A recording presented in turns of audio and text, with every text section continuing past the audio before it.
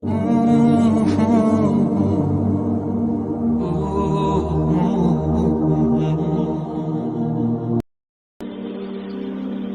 دعا کے لیے ہاتھ اٹھاؤ تو یہ یاد رکھو کہ تم جس سے دعا مانگ رہے ہو وہ مالک کن ہے۔ جب دعا کر رہے ہو تو یہ دھیان میں رکھنا کہ وہ دعا قبول کرنے والا ہے، اور جب دعا مانگ لو تو یہ یقین رکھنا کہ دعا قبول ہونے والی ہے، کیونکہ وہ القادر ہے، یعنی ہر چیز پر قدرت رکھنے والا۔ اگر تمہیں یہ لگتا ہے کہ ہر طرف سے تمہارے لیے دروازے بند ہو گئے اور اب تمہارے پاس جینے کی کوئی وجہ نہیں رہی، تو اللہ کو اپنے جینے کی وجہ بنا لو، کیونکہ ایک دروازہ ہے جو کبھی بند نہیں ہوتا۔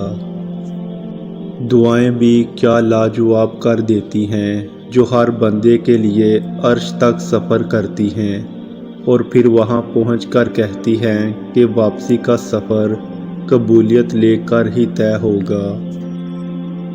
دعائیں تمہیں قبولیت کی دلیل دینے کے لیے بنائی گئیں۔ دعائیں ناممکن سے ممکن کے وسیلے نکالنے کے لیے بنائی گئیں۔ دعائیں اللہ نے تمہیں کن سے نوازنے کے لیے بنائیں جو نصیب میں نہیں۔ دعائیں ان لا حاصل چیزوں کے لیے بنائی گئیں۔ جلد ہی وہ دن بھی آئے گا جب تمہاری ساری دعاؤں کو حقیقت بنا کر تمہارے سامنے کھڑا کر دیا جائے گا، اور انہیں دیکھ کر تم کہو گے، یا اللہ، انہیں تو میں بھول چکا تھا، اور پھر اللہ فرمائے گا، پر میں نہیں بھولا۔ جب دعائیں قبول ہوتی نظر نہ آئیں تو سمجھ جاؤ اللہ تم سے رابطہ رکھنا چاہتا ہے، تو پھر اس پر بھروسہ رکھو اور اس کے کن کا انتظار کرو۔